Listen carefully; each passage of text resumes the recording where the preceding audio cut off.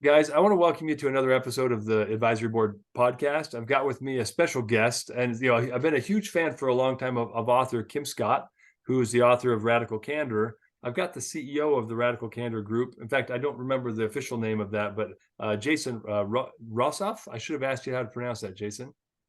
Jason Rosoff. Rosoff. Man, I butchered that already. But Jason's the CEO, co-founder of this group with Kim Scott. And if you haven't heard of Radical Candor, guys, it's an incredible book that kind of outlines 4 quadrants of communication styles, I would say, that can be destructive or constructive. And so we're going to break that down a little bit today. I'm so glad you're with me, Jason. Jason, by the way, guys, a little bit of a rock star here. He's ever heard of a group like a software called Trello? He was on and worked for the group that kind of helped design and build that from the ground up. If you've ever heard of Kahn Academy, Jason's background was in learning and development technology, people and product management. So he helped pull that together and take it from where it was to hundreds of million, like over 100 million users, right, Jason? Yeah, that's right. It's incredible. But Jason helps run the Radical Candor group, and they do trainings, they do keynotes, they do all sorts of things, but help people understand these premises that Kim put on paper years ago. I met her at a conference probably a decade ago and was super impressed. So welcome, Jason. Tell us just a little bit more about you, about Radical Candor, and let's jump right in. Sure thing. So I've been CEO of the Radical, we just call the company Radical Candor. So I've been CEO of Radical Candor for 6 years. Kim and I co-founded the organization together in 2017, specifically with the intent to try to focus on some things that didn't scale first, the nuts and bolts of how do you teach people how to apply the principles that Kim outlined in Radical Candor. And I think it might help to just dive in and describe what Radical Candor is. Does that sound good? Oh yeah, please. Yeah, let's break it down. Okay, so Radical Candor is an idea that is simple but not easy. We like to say, like, to understand it is simple, but to apply it is not easy. And at its core, Radical Candor is the combination of 2 things. It's a combination of caring personally and challenging directly. And so Kim did a really great job as she explored this idea. Like, the principles of care personally, challenge directly came to her early on, but figuring out how to describe that to people or how they worked took a while. But she came up with a really great way to think about it. She came up with this sort of 2x2 grid. And so she put care personally on the vertical axis and challenge directly in the horizontal axis, which gives you in the upper right-hand quadrant of that 2x2 grid, it gives you Radical Candor. And I think when you hear the terms like care personally and challenge directly, people are like, oh, like, what does that mean? If you abstract those ideas out, you wind up with love and truth, right? Mm-hmm. There's no culture in the world, no person in the world who doesn't at some level value love and truth. And the question is, how do we express those things, especially in the context of work, in a way that feels authentic and real and helpful? Mm-hmm. And how do we stay motivated to do it? Because it takes energy to stay to express those things. Yeah. And so that's why she described those other quadrants. So in the lower right-hand quadrant, where you've challenged directly, but you failed to show that you care personally, we've got what Kim calls obnoxious aggression. In early versions of the book, Kim referred to it as the jerk quadrant. Actually, she used a less she used a swear word to describe that quadrant. Yeah, you can say that. Oh, so she called it the asshole quadrant. Yeah. But she noticed something when she was teaching it. She noticed that when she called it the asshole quadrant, people would start sort of writing names down in boxes. They're sort of putting people in those quadrants. And she was like, that's not exactly what I want. What I want is for this framework to describe behavior, because behavior is changeable, but personalities aren't, right? It's very hard to change personality, but we can adjust our behavior.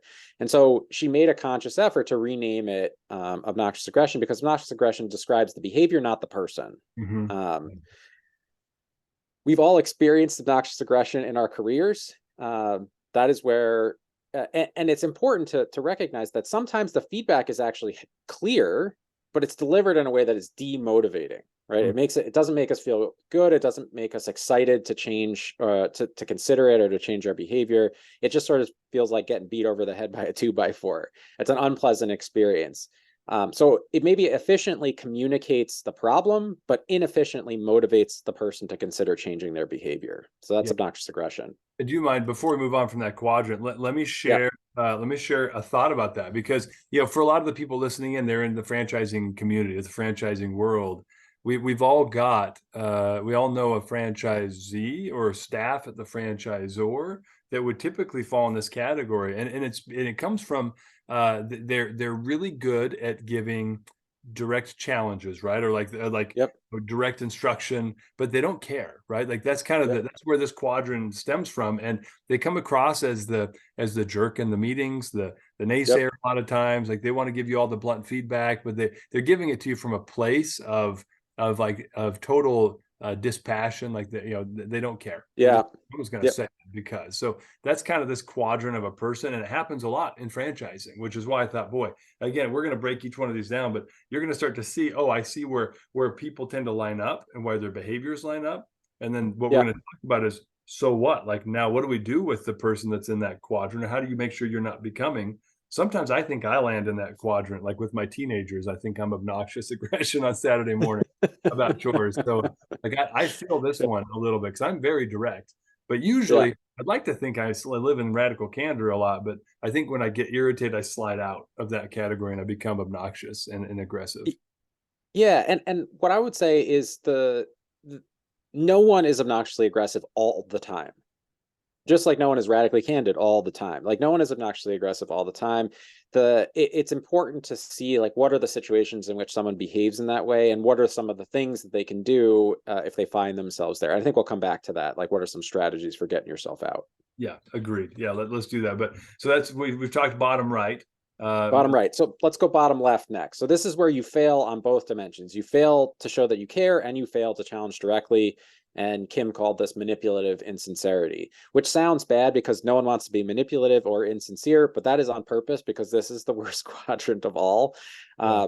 And the thing that immediately jumps to mind, not caring, not challenging, a lot of people immediately jump to something like backstabbing behavior, which is an extreme version of this. In fact, it's a relatively rare version of it, right? Where someone's actively undermining somebody else, right? They're actually trying to harm that person's reputation. And the way they do that is by talking badly about them to everybody else, right? That's backstabbing behavior. But a pretty common behavior that also falls into this quadrant is the vent. Like you get through with a meeting and you like call up a buddy and you're like, oh, you're never going to believe it, but Jason said all this stuff in this meeting and it was it was ridiculous. And it's not done in the spirit of trying to undermine me, right? Like that, it's just sort of you're feeling bad about it, but it does undermine trust, because if you normalize the idea that it's okay to have these conversations sort of behind someone else's backs, it makes it a lot easier for someone to get away to think, well, if I can talk about them behind their back, couldn't I undermine them? Couldn't I sort of like trip them up? Like, isn't that also okay? It's a slippery slope from what we call I think the most generous description is sort of talking about someone instead of talking to them directly, to sort of backstabbing or other more manipulative behaviors. And so this is the area, this is the set of behaviors that often leads to toxic workplace environments. And what I would say is it's not always unjustified, because maybe I am a jerk, or I often, to put it in the parlance of the framework, I often behave like a jerk, right? Mm-hmm. Yeah. And so it's sort of self-defense. You're like, I can't approach, he's so difficult to talk to, like I can't approach him. It feels like the only thing I can do is to go talk to Dave about it when Jason does something that really bugs me. But if we're gonna find the only solution to manipulative insincerity is radical candor, the only way to like get yourself out of a cycle of manipulative insincerity is to find a way into radical candor. Mm-hmm. Yeah, because there's a truth, right, that you need to say, but rather than communicate to the individual where it matters, it's passive, right? Yeah. As you were describing, I was like, oh, I've had conversations with my kids about passive aggressive behavior and coworkers. Passive aggressive is a great way to describe this quadrant. Yep. Yeah, because you have zero intention of moving the needle. You just want to complain about it, right? And Yep. undermine. Yeah, agreed. Yep. So let's shift to the top left. So that's where there's no caring and there's no direct challenging, right? So That's the bottom left. Yep. The top left. go ahead. Yeah, is where we care, but we fail to challenge directly. And almost every person who has managed people, whether it's like line management within a company or the type of relationships you often talk about, franchisor to franchisee, like we've all had a situation where we really like the person, but we allow our care for that person to override our judgment that there's some kind of something important that we need to share with them. And the excuses we give ourselves that land us in this quadrant, like this person's trying so hard, they're really overwhelmed, like they've got a lot going on at home. There's like a million ways that we convince ourselves to not say the thing. But the problem is that if you don't say the thing and the person's unaware of the thing, they're probably going to continue to make that mistake, which ultimately will undermine their performance. So that person who's generally doing pretty well, but is a little bit overwhelmed, that you fail to sort of coach or direct effectively, can often become the underperformer who's now really struggling and has a big gap to make up in order to be able to be effective again. And so the way that I think about this is like, better to take a small risk today and make a small correction today than it is to like wait until it's a huge problem and try to like fix, the fire once it's spread to the rest of the house. Yeah, and I, to be honest with you, when I read through this and I think about this quadrant, the word cowardice comes to my mind a lot. And I know that's a charged word, and some people might get really ticked about that, but there's a certain amount of like emotional inertia we've got to create to challenge Yeah. somebody's paradigm. And some people are very non-confrontational. Like I've worked with people in the past that are like, it doesn't matter what it is, they just are afraid to challenge the paradigm. It like cuts so hard against they feel like it's being confrontational. And in a way Yeah. it sort of is, but yet to your point, let's say I've got a tree and it's growing in my yard and it's growing the wrong direction and it's leaning over like this. And I'm like, I don't want to cut the branch. If I cut that Yeah. branch, it's pulling it over, or if I stake it and tie it up and straighten it out, it's going to hurt. It's going to take effort. I like the Yeah. tree's going to fall apart. It's going to break in half in a storm, Yeah. and if you would have just straightened it and corrected it early, I've got an oak tree growing like this in my backyard. I have to Yeah. straighten it now. It's young. It'll grow straight if I Yeah. fix it. It's a pain in the butt to get the stakes in the ground and get it set up right. But it'll, 2, 3, 4 years from now, it'll grow straight. When I got grandkids, they'll be climbing this tree and it won't be leaning Yeah. over and breaking. So people are the Yeah. same. They're the same. And if Yeah. we the cowardice gardener, Yeah. we don't approach the situation with love, like caring, and also Yeah. with courage to say, look, this is for your good and for the Yeah. organizational. We've got to have this conversation. Yeah. That's why I always think of cowardice when I think of that quadrant. Yeah. I think honestly, I want to give people a little bit more credit. I don't think you're wrong. I think, I guess what I would say is that in my mind, cowardice is about you, not about the other person. Mm-hmm. And cowardice pushes you into manipulative insincerity because you care more about how the other person perceives you than what is actually good for the other person. Oh, that's a good The point. thing that moves us into ruinous empathy is when it is our care for the other person that interrupts our judgment, that gets in the way of our judgment about what would actually be helpful to them, when it Okay. really is about the other person as opposed to about us. But it's a fuzzy line for a lot of people. Like, is this really being motivated about care from a place of care for the other person, or is it really being motivated about, I don't want to be seen as the person who is adding to their burdens? If it's about us, it's manipulative insincerity. But if it's really about them, then it's ruinous empathy. And the other thing that I'll say is, like, people don't have a lot of experience or training in emotional management, either their own managing their own emotions, or managing other people's or responding effectively to other people's emotions. And so Mhm. this is an area where the world has not done a great job of teaching people how to be ready to do these types of things, because they are really difficult. As you're telling the story about the tree, I was like, that's such a good metaphor, except that the tree can't break into tears or get really angry at you. Yeah. Yeah, or cancel you on social media or Exactly. Yeah, exactly right. Yeah, it's very hard for the tree to negatively, unless it falls on your house, that would be a negative consequence. But it wouldn't be, it's not a choice that the tree would be making. I just saw an osprey fly in front of my window carrying a fairly large squirrel that it had caught. as long as it wasn't your cat, then Yeah, no, that's definitely not my cat. that's a good squirrel moment though, honestly, Yeah, pun totally yeah, intended. So yeah. yeah, that's cool. Um, yeah. So I the reason why we teach these quadrants, I think, is one, to identify the problem, right? To say, like, what are the different problems we might encounter? And two is to think about the moments we've behaved in this way. One of the exercises that we have all of our coaches and facilitators do, and that we encourage people who go through our training sessions to do, is like, think about a time that you found yourself in one of these quadrants. Think about how it felt. Think about the work that it took to correct being in one of these quadrants, correct from being in one of these quadrants. That's pretty motivating. Like, when I think of the times I've been ruinously empathetic, or I've talked about someone instead of talking to them directly, and it got back to them that I had done that, or when I had been behaved like a jerk and sort of been super direct with someone, and instead of getting excited about changing, trying something new, instead the next time they hid the mistake that they made, they just didn't tell me that the bad thing happened. Like, all of those things are really motivating to me, to help push me to break that emotional inertia that you were describing, and push me toward finding a way to be radically candid. Yeah, well, why don't we talk about radical candor now? As we've talked about all the other sectors or sections of Yeah. this quadrant, like what does it mean? And then let's, after that, let's talk about, like, how do you get there from where you currently are? Because most people don't just live in radical candor, as you mentioned before.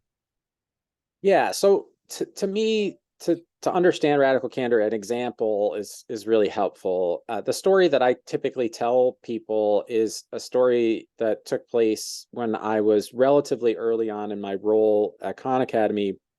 I had a really high stakes presentation to our board about completely new work that we were planning to do. And I had very little experience in public speaking. I was incredibly, like, to the point where I would get like sweaty, think, like, even imagining it. Like, it was that anxiety provoking for me. Yeah. And I asked the person on my team, like, hey, could you just take the lead in this presentation? I'm so nervous that I'm worried I'm actually going to undermine the message that we're trying to deliver. And they said, no problem. Like, I'm really comfortable with this. And so we went into that meeting, and overall, from my perspective, the meeting went great. Like, people were super engaged and asking great questions. The board seemed inclined to grant us the money that we needed in order to do this new line of work. And we walked out, and my partner in crime, Dana, came and sort of grabbed me and said, hey, I just wanted to check in and see how you thought the meeting went. And I'm feeling really great. So I'm like, it was amazing. You were great. And I noticed that she's sort of taking this in as though it's new information. So that's like the first inkling that I had that maybe something was off between my perception of what happened and her perception of what happened. And she explained, she said, I'm just really glad to hear you say that, because I looked at you a few times during the presentation. Every time I looked over, you looked pissed off. I thought I was screwing it up. I thought you were mad at me. And of course that hit me sort of like a ton of bricks. It was like, what, like, just the stark difference in her experience and my experience of the meeting. And she said, I noticed other people responding to your body language, and I'm worried that it might have undermined some of the support that you were trying to show, and like might get in the way of us getting a grant from the board to do the work. And then she said, and I know that wasn't your intention. I know how much you care about this, and I could be wrong. Like, maybe it was just me. But it's probably worth you looking into to make sure. And from my perspective, in the moment, it was really hard to hear. She delivered it clearly and kindly, but it was still really, really difficult to hear. I did sort of muster up the courage, the opposite of cowardice. I mustered up the courage to, like, go check in with my team and with my boss. And they all really clearly said, this is a problem. Like, your tone of voice, your body language, and your message often don't agree with each other. And it's kind of confusing, actually, to know where you stand on issues.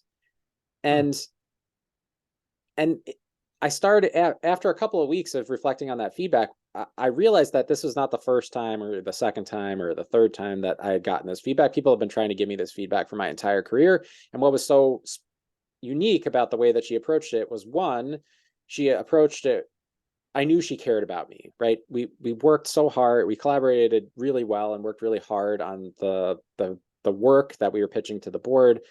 She was willing to jump in when I was feeling uncertain and take on additional responsibility to help me out, which she didn't have to do. Yeah. And in the moment, she gave me the benefit of the doubt. She said, right, I don't think you were trying to Yeah. communicate this to me, but this is how it came across anyway. But she did something else, which was she was very clear about specifically what she noticed me doing that gave her that impression. And I think both the care, but especially the clarity of the challenge was the thing that was missing from the previous attempts that other people had made, because they would not give me a specific example, which would make it really hard to follow up on and ask questions about and get data from other people about. So in my mind, so this happened probably in 2012 or 2013, and the book came out in 2017. So when I read the book, 2020, yeah, early 2017. So when I read the book, I was like, holy crap, like this is such a great example. I learned a lot from it. And over the 4 years, I really tried to follow Dana's example and offer people guidance in that same way. And I was like, wow, Cam has really reduced to simple words the principles that underlie what Dana did so well that other people failed to do for me in previous instances of that same behavior. Yeah. I love it. Well, that's a great example. I'll share a quick example of where Radical Candor helped me a lot in my Yeah, career.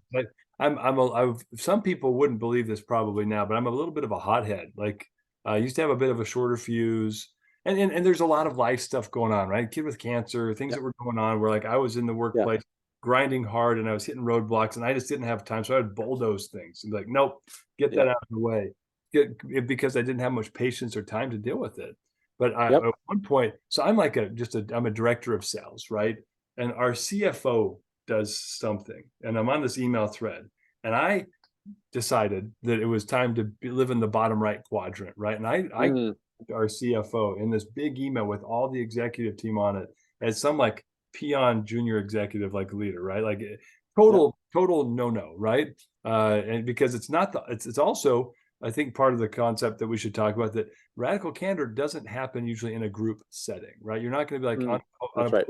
in front of 300 people giving radical candor to somebody on your team. That's not how it should be delivered. But I had the VP of sales pull me aside, and he's like, "Look," and I knew he cared a lot about me. He was actually my interim leader. He wasn't even like Yep. the final guy, but he's like, "Look, like I want to look at this email with you real quick." And he just kind of walked me through it. And he's like, "Let's talk about how do you think that the CFO experienced you in this moment?" Yep. And I kind of opened my eyes to the fact that I was not communicating with respect and treating him in the way. And if there was an issue, I should have gone to him directly and figured it out. Yep. And he just let me know, as I can. I know there's a lot going on in your life right now. However, like you got to reconsider how you communicate with people, because you kind of come across, most people really enjoyed me because I'm kind of fun and like I like to goof around, Yep. but like when I'm serious about something, I can be a bulldog. And he's like, you need Yep. to pay attention. So Yep. it helped me a ton because I started to stop and breathe and read my emails again and realize, oh, like I'm coming across, this is not going to be received well, and it's helped me a lot. So Yeah. same thing, Yeah. good moment of That's radical. another Yeah. it's a great example. I think the there's magic in the recognition of like, hey, I understand how this might happen, and yet it is not working for it's not going to help you. And so however, whatever the root cause might be, you need to reconsider the end result and figure out a way to get a better end result. And I think that is at the heart of most of the radical candor stories that I hear. That is at the heart, and in part because one of the things that other people giving us radical candor can do is hold up a mirror to our behavior, which helps us see ourselves and consider our behavior in a different way. And that's often transformative if we're open to it, if we can be open to it. Mhm. Yeah, well, and you said some words that were, I think, really key because one, this isn't a podcast about how do you use manipulative language to try to get things done, right? That's not it. Yep. But we're going to try to provide some tools that are actionable so you can really self-assess and then say, okay, I think most people really do have the intention of helping other people figure things out, right? A Yep. franchisor, they desperately want their franchisees to succeed because that's how Yep. they succeed. And franchisees sometimes forget that no, Yep. they're trying to help me get things done right because if I don't succeed, then they don't win. And so it's really symbiotic, and it needs to be more Yep. collaborative instead of combative. But if you lead with empathy here, right? And I want you to guide us. You're the expert here, not me. Sure. Leading with empathy seems to be kind of key here, though, right? Like trying to understand, like if there's a moment where we need to have a corrective discussion or a feedback discussion. Hey, I understand why you think that. I understand, with some of the things that have happened, how you might have come to that conclusion, or I understand what this might look like. And so, like, starting there, I think levels you so somebody can listen because they feel like they're being heard emotionally. How would Yeah. you describe kind of that entry point if we're trying to act with radical candor? How would you guide people into that? Something we like to say is that radical candor is not measured at my mouth, but at the listener's ear. Uh, All right. and fundamentally, the point that underlies that pithy statement is that we need to consider how the perspective of others if we're going to be helpful to them. And it brings me back to there's like some fundamentals of management and especially feedback, but like the goal of management, the goal of leadership is to help other people succeed. In my mind, there's like an efficiency argument to be made here, which is like, what is the most efficient way to help somebody else succeed? And that is to speak to that, to share your perspective in a way that is helpful to them, that they can actually hear, understand, and take advantage of in order to do better in the future, right? Like that is like, if you can find the mix of those things, that is the best way to approach it. And I think empathy is really about trying to see the world or experience the point of view of the other person as though you were them, to build a connection to the way that they see things so that you can speak in a language that they understand.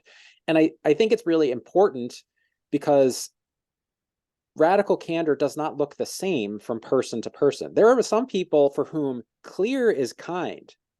They may not, I've definitely worked with some people who are like, give it to me straight. I don't want, I don't need you to acknowledge what's going on at home. I just need to know what I'm doing wrong so I can fix it.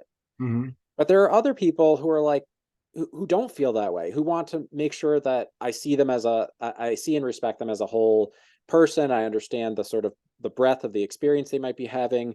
But in both cases, I'm actually caring for the person by either in one case being very direct and very plain, and in another case maybe acknowledging the circumstances that are going on around the thing in order to have a conversation about the thing itself. Both of those can be radical candor. It really just depends on the person that you're talking to. Yeah, I love that. Well, and it also, frankly, different parts of the country, right? I live in Utah now, or the Midwest. Yeah. Radical candor's got a different flavor there, right? It's like getting like anyway, it doesn't matter. No more metaphors for me, but things are different. There's a different flavor there where I'm going to probably see the person, understand the person a little more. But if I'm living in New York, or if I'm living in, let's say, like LA, there tends to be a little less desire for someone to like come at you from that, hey, I understand how things are going angle. But people still need that. I'm not saying it's universal, but it is Yeah. interesting how there's also regional preferences about how to approach this, right? Absolutely. But the way that I tend to think about it is like with everything else in life, our experiences, where we grew up, uh, our identity, our religion, all of those things influence how we see the world, right? Like there's no escaping. Like where we're born, what we look like, and who we relate to on a regular basis. All of those things influence the way that we see the world. There are regional differences, but there are also like very localized differences. And Yeah. the thing that I like to say is, hey, if you don't know anything about the person, knowing something about where they come from, their identity, what they believe, that's really helpful as a starting place. But it's really dangerous to make assumptions just based on that information about how that person is likely to react. Because Yeah. the thing that I found that has the biggest impact on how someone is likely to respond to a piece of feedback is how their day has been going before I meet with them. Like if someone's having a terrible day, kid's sick, car breaks down on the way to work, two people calling sick, you're redoing the schedule. You know what I'm saying? If that's the day that you've had, even if you're generally speaking a person who loves someone being super direct with you, that's probably going to be hard to hear in that moment. So like that I've found it is really important.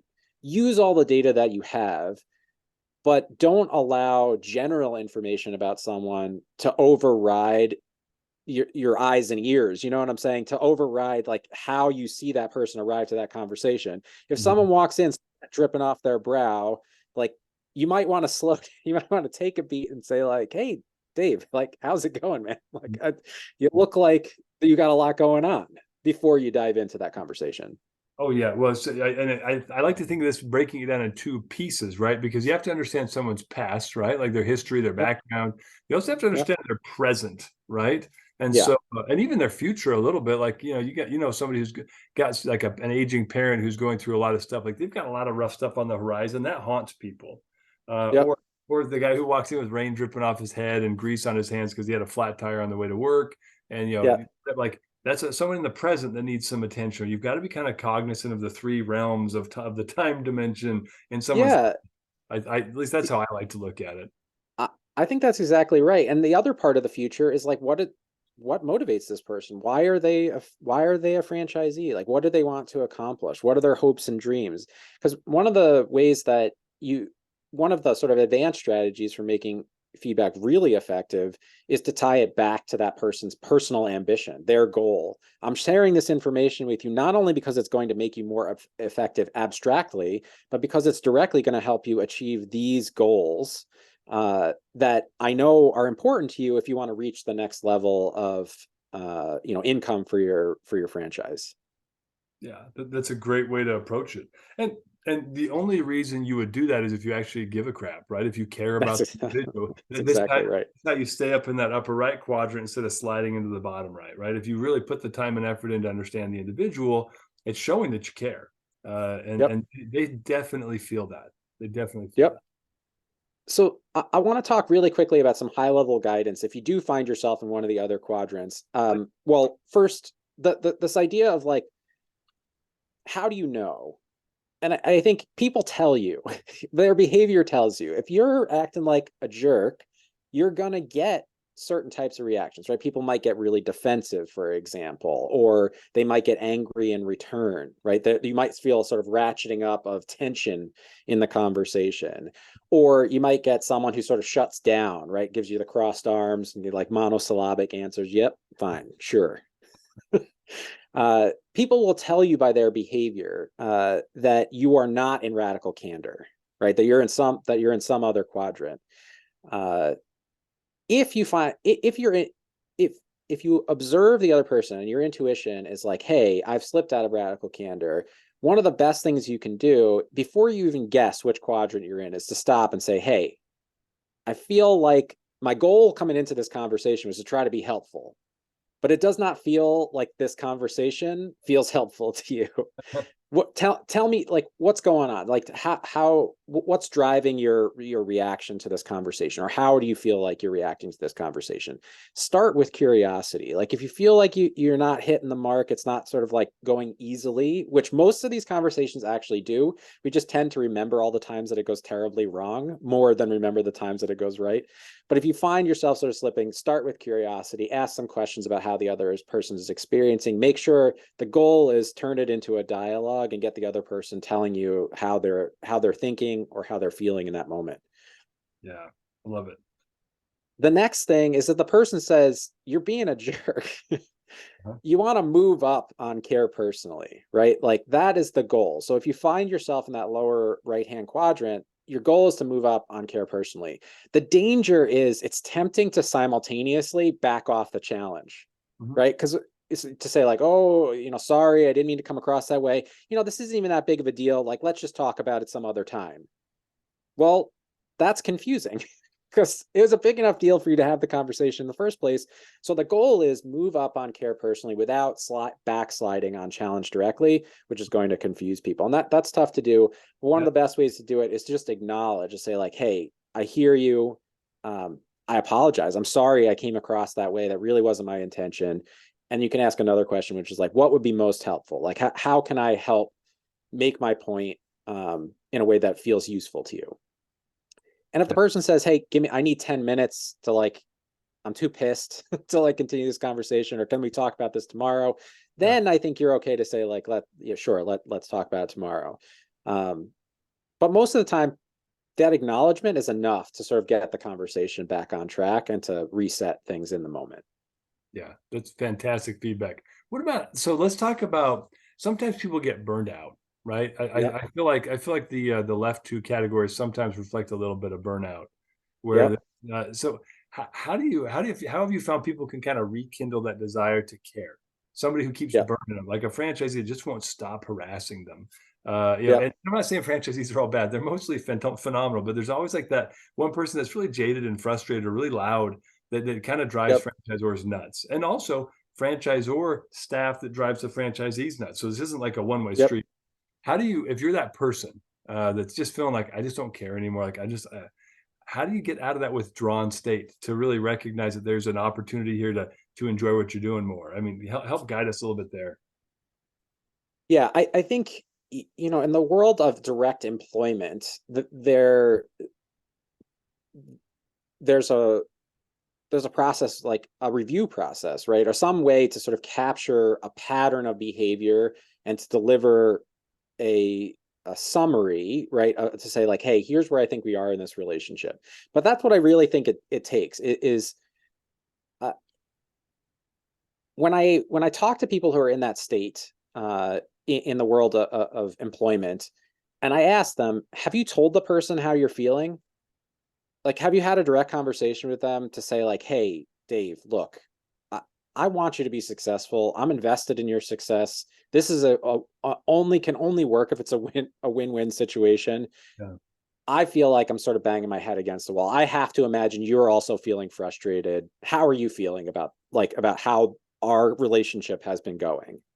And try to like open the conversation with a little bit of self-disclosure. Say like, this is how I'm feeling. I want to know how you're feeling.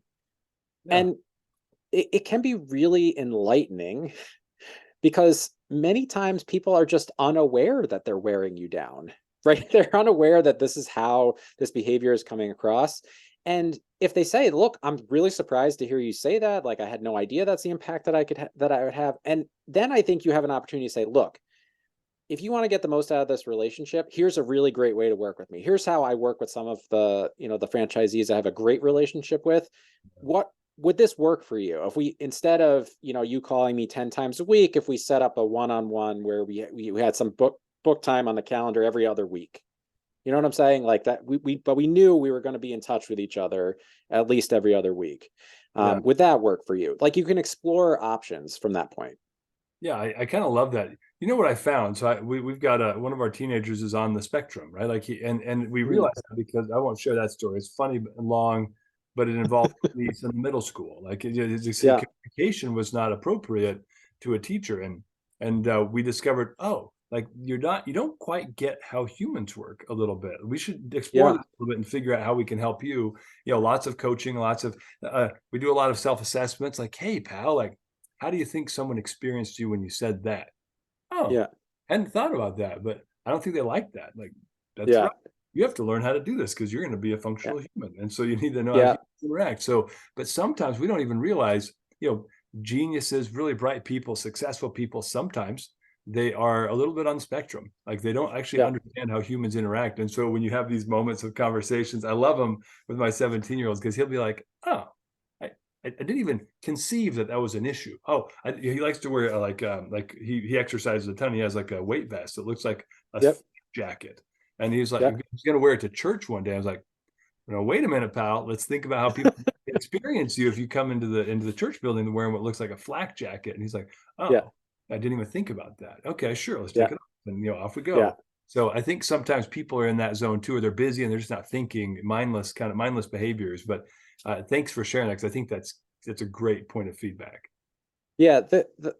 Basically the rule, the general guidance that I have is if you think something is going really poorly, it is very likely with another, in a relationship with another person, Mhm. professional or otherwise, it is very likely that the other person feels that way, but not guaranteed.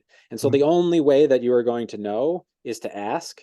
Mhm. And it feels really scary. It feels really vulnerable to admit, like, I feel like, because part of what you're saying as a franchisor or a manager is, I feel like I'm failing, Mhm. right?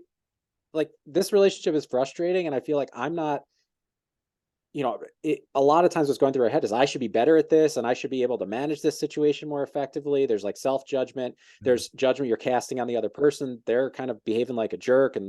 And all of these things, all of these assumptions, they create toxicity in that relationship. The only antidote to it that I've ever found is sunlight. You know what I'm saying? It's like let's talk directly about what's happening. And it can feel like we're not talking about the work because we're talking about the sort of touchy-feely or the relationship. But all good human collaboration starts with the relationship. There's no way to do work effectively if the relationship is weak. And so strengthening that relationship is one of the fastest ways to improve the collaboration. Yeah, that's a phenomenal kind of soundbite to wrap up on, because I think, in the end, all work, unless you're a coder in the basement and you're writing your own app and you have no one to work with, you're doing your own deployments. Yeah. Everyone else, they don't have that luxury. They have to. Part of work is this soft stuff. I put in air quotes because it's really a hard skill. Learning how to. It's the hardest thing that managers do, but we call them soft skills. Yeah. I agree with you. Yeah, I'm glad they didn't call them easy skills, because that'd be a complete misnomer. But guys, I just want to let you know, Jason, Kim, like, they're phenomenal resources. If you haven't read the book, read the book. Yeah. There at the end where I was thinking a little bit about like getting people out of the box and Arbinger Institute kind of concepts there too. Like, it's really, these things are really intertwined deeply about how we Yes. interact with people and perceive them and engage with them, and have the courage to work on yourself, and have the courage to approach people in a meaningful way with care and empathy, so that you can you can approach people in that upper right quadrant that we described today, radical candor. And if you find yourself in any of the other quadrants with your behavior, you aren't in the quadrant, but your behavior is. I think those are key takeaways that I want to share today, Jason. And thanks again for being my guest. You shared a lot of great insights today. So sure appreciate you spending the time with us. My pleasure. Thanks for having me on the show. Appreciate it. Of course.